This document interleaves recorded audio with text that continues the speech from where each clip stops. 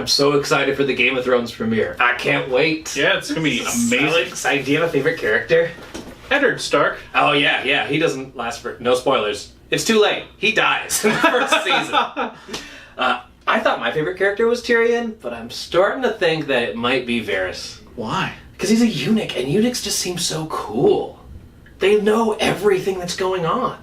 It doesn't seem that difficult to be a eunuch, honestly. You know what it involves, right? Yeah. I've done my research. I've seen the show. I know what it means. It doesn't seem that difficult. Okay. You know what gets me super pumped about this show, though? What? Is the music at the beginning. The music is pretty sweet. It's pretty sweet. Like, how's that going on?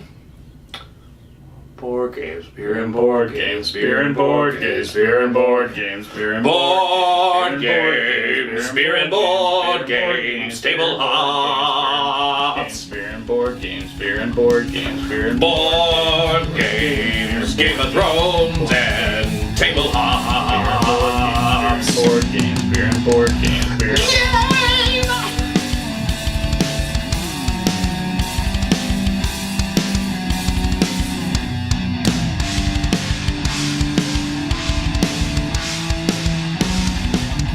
Man, you really want to get into character, huh? Hell yeah! Now I'm a eunuch. All I had to do was shave my head, just like Varys. Isn't that awesome? Yeah, you know, do you know about... Oh, yeah. You just shave your head, and then, you gotta deal in secrets. But did you shave... All here. Everything's all shaved. Let's look at the beer. There are 4 different beers in this pack, along with a really cool glass. Wow. And each of the beers is for a different character in the Game of Thrones universe. Okay. So we have the King of the North, of course, for Jon Snow, and that is a bourbon barrel aged imperial stout, very dark, like when he took the black. We have the Hand of the Queen, which I think it might be my favorite one. It's a barley wine ale. It's for Tyrion, who drinks and know things. That is you. Yep. We also have the Queen of the Seven Kingdoms, which is a blonde sour ale for Cersei. Might be my alley. Yeah, absolutely. And then the last one is the smoked porter for Daenerys, and that one's called The Mother of Dragons. The Mother of Dragons. So I think the cool thing about this set is it's 4 very, very different styles. Yeah, without a doubt. Something for everyone. And the glass is just sweet. I got mine from last year. That's awesome. Very, very cool. Let's open it up. Let's crack it open. Queen of the Seven Kingdoms by Ommegang Brewery from Cooperstown, New York is a sour blend Belgian blonde ale. Pours a pale gold color with a brilliant white head. Aromas of melon, citrus, and lactic acidity meld together with fruity esters from the Belgian yeast. Tart citrus flavors soften to sweet malt flavors with notes of apricots. The finish is dry and crisp with subtle citrus bite from the lemon peel. It is 6.4% alcohol by volume and 0 IBUs. Cheers! We just had the Queen of the Seven Kingdoms Sour Blend by Ommegang Brewing from Cooperstown, New York. What do you think of it, Stephen? So first of all, let's get this out of the way. It is not a funky sour blend. It is very much a tart sour blend. Mm-hmm. Almost lambic-y, I think. It has like a really fruity. Yeah, it's overly fruity almost. The apricot definitely cuts through. Yeah, it's sweet. Mm-hmm. You know what I mean? Yeah. And I think it throws me off a little bit. Right, I can see that. I think going into it, if you didn't tell me what it was, I'd probably enjoy it. Right. But if you tell me it's a sour blend... Oh, I can see that. It throws me off. Right, it gives you that expectation, and it doesn't deliver that. Right, exactly. Right. I think it's a good gateway little sour for like somebody who's just getting it. It's very mild. Yeah. Yeah, without a doubt. It has the Belgian pale or the Belgian blonde that they put in there. I'm pretty sure it's probably like their Oberon. Yeah, more than likely. Which is also Game of Thrones-y related if you think about it, but spelled differently. Anywho's, I like it. I'm not much of a tart or sour kind of guy. Yeah. This to me almost tastes almost mimosa-ish. It's like bubbly with like really sweet fruit with a little cut to it. It's like fresh. Right. Yeah. If you like lambics or fruity beers, I think this is a good one to do. I was expecting something a little more, like you said, puckery. Yeah, like in your face. Right, yeah. But it's mild. Yeah. What would you give it on the board, or on the Untapped? On the Untapped, this is tough because it's not really my style of beer. Yeah. I kind of think it's a novel thing. It's Sure. definitely different than stuff I'd have. 3.25. I would give it that. Yeah. It's a little less for me than their regular Oberon because I like that Belgian wheat that they make. But it's a neat little take on it. Yeah. I'd probably give it a 3. Like, it's okay. Right. It's not the worst beer I've ever had. No. But certainly not something I would, I'd probably pick up again. Sure, I can see that. Yeah. Not something you'd seek out. I can have it with brunch. With brunch? Yes. You know how eunuchs do. What do you eat in the Game of Thrones universe for brunch? Mutton? In the Game of Thrones, you win or you die. Literally, you have to murder all your opponents when you win. Disclaimer, you don't. You don't. That's how I'm still here.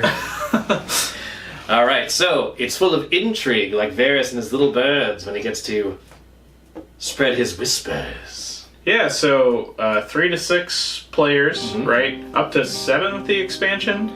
Yes, I believe that's correct. And it adds another map. Yeah. Essos. Adds another map. The whole goal of the game is to get 7 castles or strongholds. Or, if 10 turns go by, whoever has the most castles or strongholds wins. There's a lot of different mechanics happening here. There's a lot. There's secret action selection. There is area control. Yes. There is what I would call hex battling, right? Sure, Where you're yeah. sending units into another area to battle each other. And there's a decent amount of deduction. Absolutely. Right? Yeah. Like determining, you'll have these different power cards that you'll use during combat.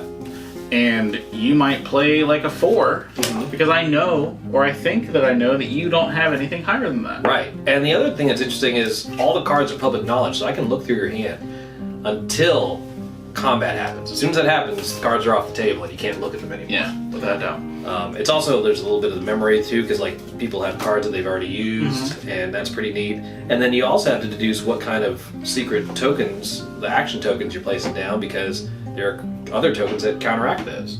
So you have to decide, oh, I know he's going to attack me here, so I'm going to put this raid here or a defense here. Yeah, exactly. And then maybe you didn't, and I just wasted a turn. Exactly. Yeah.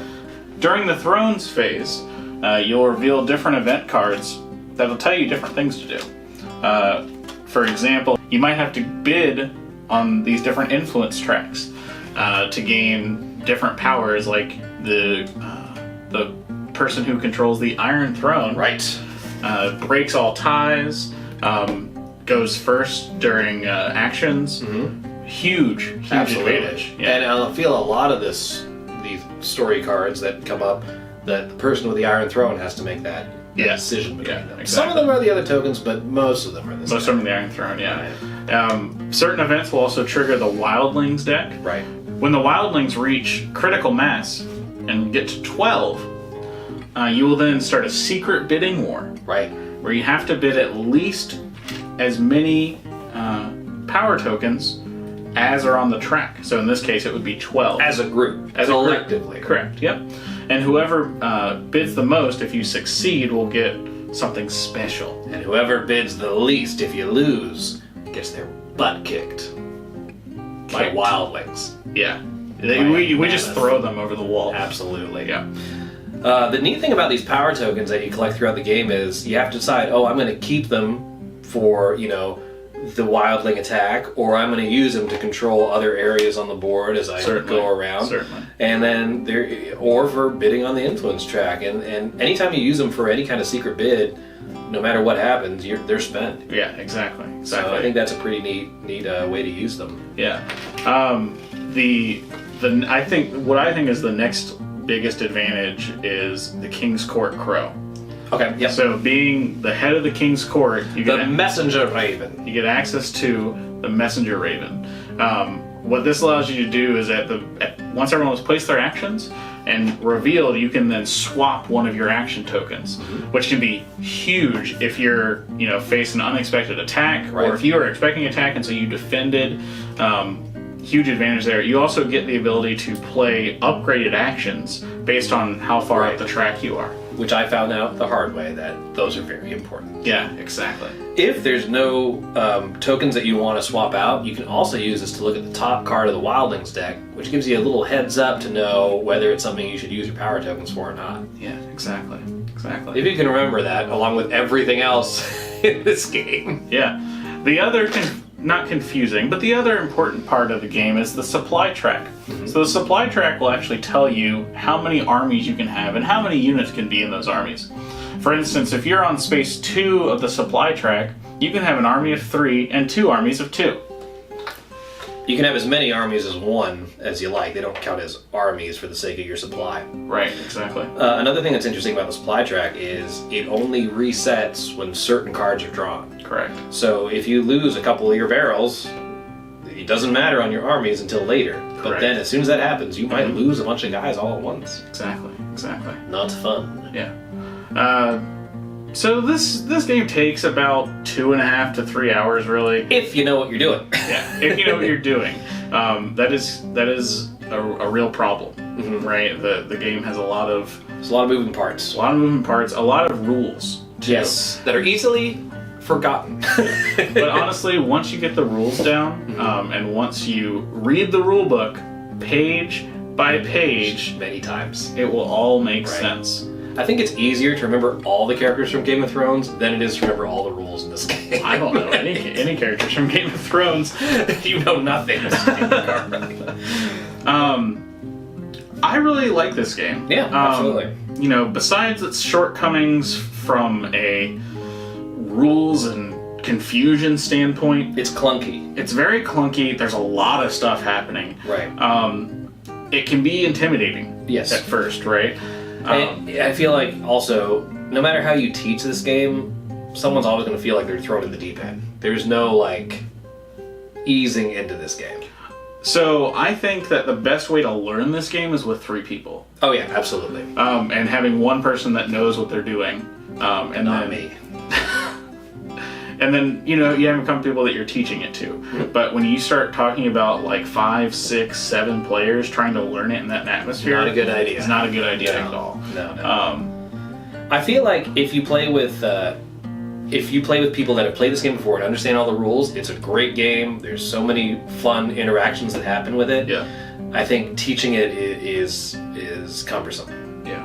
But other than that, super cool game. Yeah. I don't think I've experienced it once where somebody won by getting 7. Yes. But other than that, it's all just been a time limit thing. And even then, it was like on the last round. Right. And a lot can change. Yeah, a lot. Just like in Game of Thrones. Before you know it, you're dead. I'm not dead. No, me neither. I'm a eunuch. It's so easy to do this, by the way. I mean, it'll grow back if I decide not to be a eunuch anymore, but I've learned so many secret things. You did everything, right? Yes. Shaved my head. I found some little birds and whispered secrets to them. That's not all being a eunuch is. Yes, it is. No, it's not. I've seen the show, Stephen. I know. I read the books. What else are you... What? No! No, what is that for? Not my little bird!